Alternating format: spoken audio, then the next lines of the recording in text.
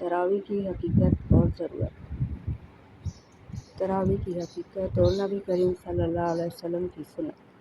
तरावी रमज़ानुल मुबारक की एक ख़ास नमाज है जो इशा के बाद पढ़ी जाती है। ये सुन्नत मौक़दा है और नबी करीम सल्लल्लाहु अलैहि वसल्लम ने इसका ख़ास इत्माम फरमाया।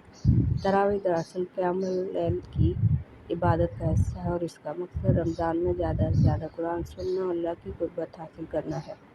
नबी करीम सल्लल्लाहु अलैहि वसल्लम ने रमज़ान में क़यामुल लैल का एहतमाम फरमाते थे। इब्तिदाई दिनों में आपने मस्जिद में तरावी बाजमात पढ़ाई, मगर बाद में आपने इसे मुस्तकिल जमात की शक्ल में जारी नहीं रखा।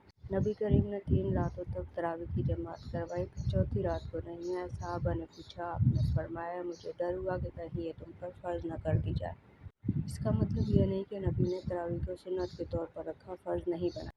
हज़रत उमर का दौर और बाकायदा जमात। नबी करीम के बाद हज़रत अबू बकर के दौर में तरावी इनफरादी तौर पर पढ़ाई जाती रही, मगर हज़रत उमर ने देखा कि लोग छोटे छोटे ग्रोह में तरावी पढ़ रहे हैं, चुनांचे उन्होंने हज़रत अबी बिन काब की इमारत में तरावी की जमात को मुनज़्ज़म कर दिया। हज़रत उमर ने फरमाया, ये बेहतरीन काम है और ये वो चीज़ है जो नबी ने पसंद फरमाई थी लेकिन मुस्तकिल जारी ना रखी थी। यहाँ से तरावी 20 रकात की जमाती नमाज के तौर पर जारी हो गई, जो आज भी पढ़ी जाती है।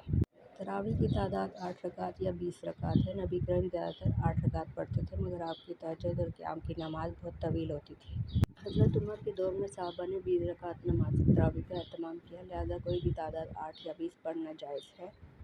तरावी की फजीलत। नबी करीम ने फरमाया, जिसने ईमान और सवाब की नीयत से रमज़ान में क़याम किया, इसके पिछले गुनाह माफ़ कर दिए जाते हैं। कुरान मुकम्मल सुनना बाइस से बरकत है, मगर अगर कोई कम सुनता है तो भी सवाब मिलेगा। तरावी को बोझ ना समझें, बल्कि रूहानी तरक्की का मौका समझें। आज के दौर में तरावी कैसे अदा करें? अगर मस्जिद में 20 रकात हो रही है और आप थक जाते हैं तो कम से कम 8 रकात पढ़कर जा सकते हैं। अगर मस्जिद में नहीं जा सकते, घर में पढ़ना भी जायज़ है, क्योंकि नबी अक्सर घर में पढ़ते थे। कुरान को समझकर सुनें ताकि रूहानी फ़ायदा ज़्यादा हो। तरावी एक सुन्नत है, ज़हमत नहीं। ये रमज़ान की ख़ास इबादत है और इसमें हमें नबी की मोहब्बत और खुशू-खुदू के साथ पढ़ना चाहिए। अगर पूरी तरावी नहीं पढ़ सकते तो कम से कम मुमकिन हो ज़रूर अदा करें। असल मकसद अल्लाह की रज़ा और कुरान के साथ ताल्लुक़ मज़बूत करना है। आप तरावी कहाँ पढ़ते हैं, मस्जिद में या घर में?